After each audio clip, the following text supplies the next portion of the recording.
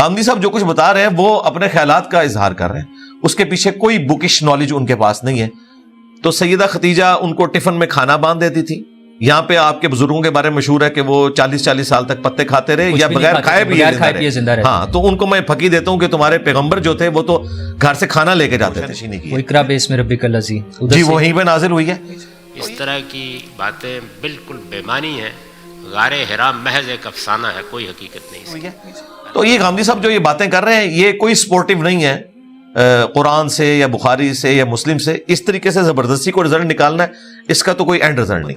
اور غامدی صاحب اس چیز کو مانتے ہیں، جب انہیں خود بنو امیہ کا دفاع کرنا پڑتا ہے نا تو وہ پھر تاریخ کی جھوٹی من گھڑت بے سند روایتیں بھی لے آتے ہیں، اور جب بنو امیہ کی دم پہ پاؤں آ رہا ہوتا ہے تو پھر بخاری مسلم بھی انہیں نظر نہیں آتے۔ لیکن بعض اوقات وہ اتنا بڑا بلنڈر کرتے ہیں کہ ہم ایکسپیکٹ نہیں کرتے۔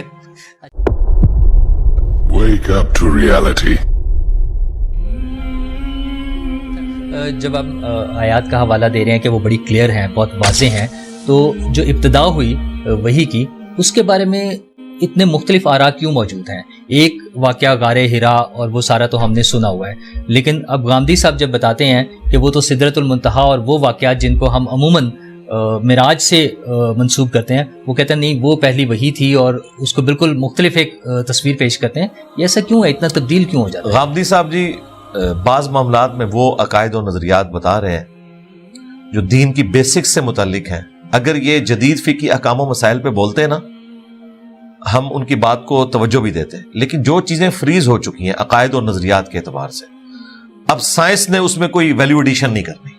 اگر کوئی سائنٹیفک فیکٹ سے متعلق چیزیں ہیں وہ ضرور آپ اس کے اوپر تب آزمائی کریں، لیکن جو چیزیں عقائد کے ساتھ، ایمانیات کے ساتھ تعلق رکھتی ہیں، جو علم الغیب کے ساتھ تعلق رکھتی ہیں، جو وحی کے ذریعے بتائی جاتی ہیں، وہ چیزیں تو بالکل فکس ہیں، ان میں کوئی تب آزمائی کرنے کی ضرورت نہیں۔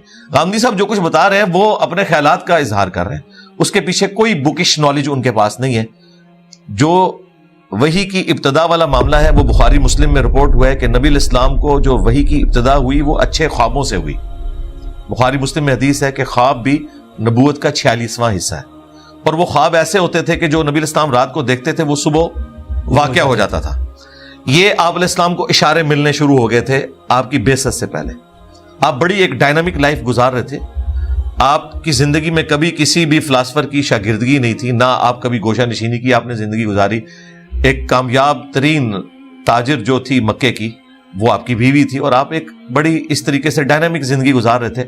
بخاری مسلم میں آتا ہے کہ جب آپ کی زندگی کا 40واں سال شروع ہوا تو ابتدان دنیا سے دل اچاٹ ہونا شروع ہو گیا۔ یہ آپ کے اوپر ایک اللہ تعالیٰ نے کیفیت طاری کی، یہ آپ کی کوئی ایکوائرڈ کی ہوئی نہیں تھی، یہ آپ کے اوپر طاری کی گئی۔ چند دنوں کے لیے آپ غار حرا میں جا کے غور و تفکر کرتے تھے، وہ اللہ تعالیٰ ان کو گائیڈ کر رہا تھا کہ آپ وہاں جائیں۔ ظاہر ہے کہ پبلکلی یہ سب کچھ نہیں ہونا تھا۔ تو سیدہ ختیجہ ان کو ٹفن میں کھانا باندھ دیتی تھی۔ یہاں پہ آپ کے بزرگوں کے بارے میں مشہور ہے کہ وہ 40 سال تک پتے کھاتے رہے یا بغیر کھائے بھی زندہ رہے۔ ہاں، تو ان کو میں پھکی دیتا ہوں کہ تمہارے پیغمبر جو تھے وہ تو گھر سے کھانا لے کے جاتے تھے۔ پھر وہاں پہ یہ وحی کا سلسلہ شروع ہوا، وہ ایک واقعہ تھا، یہ نہیں کہ نبی الاسلام نے وہاں کوئی گوشہ نشینی کی۔ وہ اقرا باسم ربک الذی جی وہیں پہ نازل ہوئی ہے۔ باقی جو چیزیں آپ نے بیان کی ہیں، کس بحیرہ سے کون سا آپ نے علم حاصل کیا تھا، ذرا بتا سکتے ہیں کہ اس کے ماخذ کیا ہیں؟ اس طرح کی باتیں بالکل بے معنی ہیں، غار حرا محض ایک افسانہ ہے، کوئی حقیقت نہیں اس کی۔ اللہ تعالیٰ نے پہلی وحی کے واقعے کو خود سورہ نجم میں بیان کیا ہے اور پورے واقعے کی تردید کر دی۔ یہ واقعہ کہتا ہے کہ حضور پریشان ہو گئے، گھر تشریف لائے، زملونی زملونی کہا، سیدہ ختیجہ آپ کو ورقہ بن نوفل کے پاس لے گئی۔ قرآن کہتا ہے جس وقت پہلی وحی ہوئی نہ پیغمبر کے اندر کوئی تردد پیدا ہوا، نہ کوئی اضطراب پیدا ہوا۔ ما کذب الفؤاد ما رأى، ادنا درجے میں دل میں بھی کوئی کھٹک پیدا نہیں ہوئی، اور آپ نے پہلی وحی کو عکس کیا۔ پھر دوسری بیان کرتا ہے وَلَقَدْ رَآهُ نَزْلَةً أُخْرَى، تو یہ محض افسانہ ہے، کوئی حقیقت نہیں۔ تو یہ غامدی صاحب جو یہ باتیں کر رہے ہیں یہ کوئی سپورٹیو نہیں ہے قرآن سے یا بخاری سے یا مسلم سے۔ اس طریقے سے زبردستی کو رزلٹ نکالنا ہے، اس کا تو کوئی اینڈ رزلٹ نہیں۔ باقی کچھ چیزیں ظاہر ہے سنت کے ذریعے ہمیں پتہ چلی ہیں، اور سنت کا ریکارڈ جو ہے وہ صحیح الاسناد احادیث ہیں، انہیں آپ ڈینائی نہیں کر سکتے، اس کی اصل قرآن میں موجود ہے۔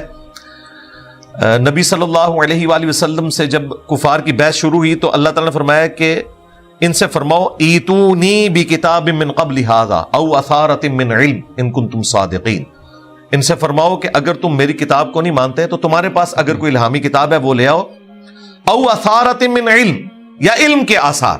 قرآن خود مان رہا ہے کہ کتابوں کے پیرلل بھی علم کے آثار ہوتے ہیں، یعنی انبیاء کرام کی سنت، ان کا ریٹن ریکارڈ، اگر تم سچے ہو۔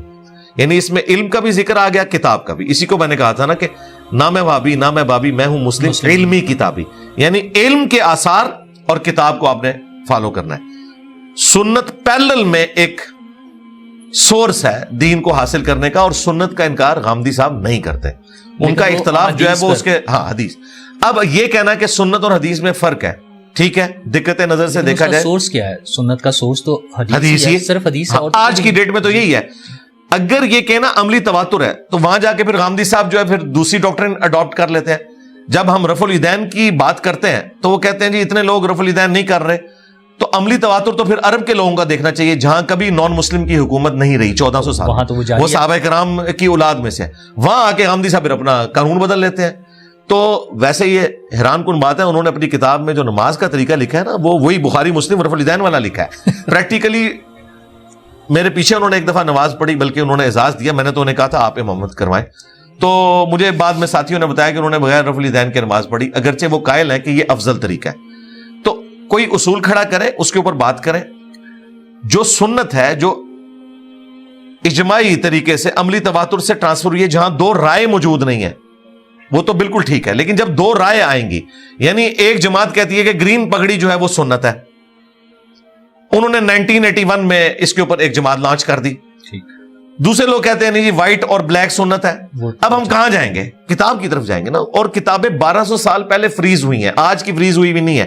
یعنی یہ کتابوں کا احسان ہے امت پہ کہ 1200 سال کا آپ کو سفر ایک چھلانگ میں وہ کروا دیتی ہیں کہ آج سے 1200 سال پہلے سنت کیا تھی جسے ریٹن ریکارڈ میں حدیث کی شکل میں لایا گیا۔ یہ تو بہت بڑی ایک نعمت ہے، اور غامدی صاحب اس چیز کو مانتے ہیں۔ جب انہیں خود بنو امیہ کا دفاع کرنا پڑتا ہے نا تو وہ پھر تاریخ کی جھوٹی من گھڑت بے سند روایتیں بھی لے آتے ہیں، اور جب بنو امیہ کی دم پہ پاؤں آ رہا ہوتا ہے تو پھر بخاری مسلم بھی انہیں نظر نہیں آتے۔